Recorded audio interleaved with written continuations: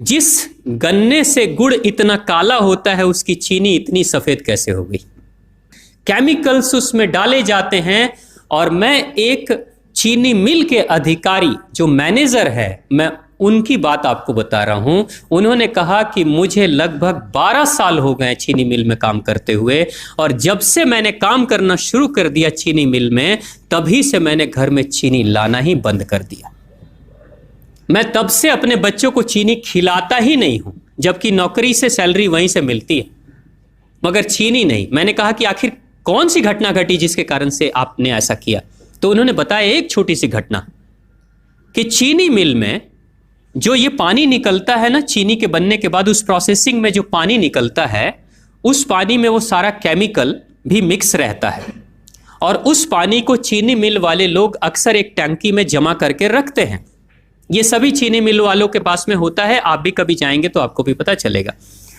वो टंकी में वो पानी रखा जाता है, लेकिन रोज रोज प्रोसेसिंग हो रहा है, रोज चीनी बन रही है, रोज बहुत सारा पानी आ रहा है, तो आखिर कब तक एक टंकी की क्षमता है ना, कितने दिनों तक वो टंकी खाली रहेगी। भर जाती है, भरेगी तो फिर क्या करेंगे, खाली करना है। तो क्या किया था चीनी मिल के लोगों ने, सोचा कि छोड़ो ना, अब कहाँ जाएंगे उसको फेंकने के लिए कहीं दूर, क्योंकि अब उतनी बड़ी टंकी जिसमें हजारों गैलन पानी है, उसके लिए ट्रांसपोर्ट में कितना खर्च आएगा, तो बेहतर होगा रात के अंधेरे में कहीं खेत में डाल देते हैं। क्योंकि जनरली फैक्ट्रियां तो होती हैं ऐसे ही बिराने में, तो कहीं डाल देते किसी खेत में, क्या पता चलेगा पानी है कि चीनी मिल का पानी है क्या है। तो ये सोचकर मैनेजमेंट वाले लोगों ने रात में ही उस पानी को खेतों में छुड़वा दिया, और नतीजा ये हुआ कि उस खेत की सारी फसल जल गई, मिट्टी बंजर हो गई। और जब किसान पता करने लगा कि आखिर क्या हुआ मेरे खेत में, जब चेकअप कराया वो मिट्टी का, तो पता चला कि इसमें तो चीनी मिल का जो वेस्ट मटेरियल है वो डाला गया है। तब उसको खबर मिली कि हाँ, किसी स्टाफ ने बताया कि हाँ, हमारे चीनी मिल से ही पानी डाला गया था आपके खेत में, और पूरी मिट्टी बंजर हो गई। उसने केस कर दिया और चीनी मिल वाले को मुआवजा देना पड़ा लाखों रुपए। तभी से वो स्टाफ कहते हैं कि जो मिट्टी को बंजर कर दे वो इंसान के शरीर में जाए तो क्या करेगी। उसी के बाद से मैंने अपने घर में चीनी लाना बंद कर दिया। और सच्चाई है, लगभग अगर आप देखेंगे तो अंग्रेजों के आने के समय अंग्रेज पहला चीनी मिल इन्होंने भारत में ही लगाया था।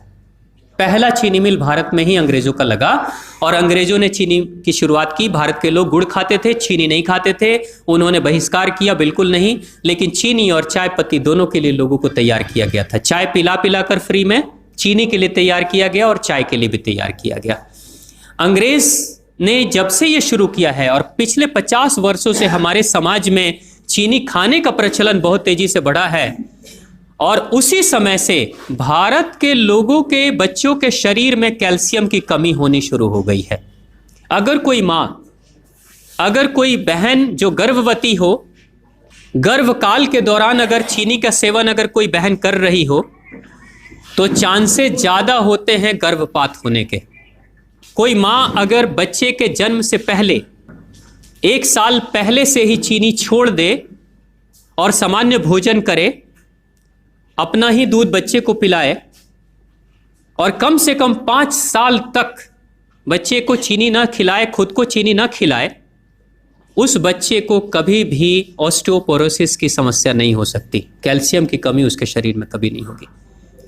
चीनी जब जाती है आपके शरीर में, तो बाहर जब निकलती है तो अकेले नहीं निकलती, कैल्शियम लेकर निकलती है। चीनी कैल्शियम लेकर निकलती है, हड्डियों को गलाकर निकलती है। और जिसके शरीर में कैल्शियम की कमी हो जाती है, उसके शरीर में मैग्नीशियम, पोटेशियम, आयरन सबकी कमी हो जाती है। कैल्शियम वो तत्व है कि जिसके शरीर में कम हो जाए, सारे तत्व कम हो जाएंगे। और कैल्शियम की कीमत पे चीनी हम खाते हैं।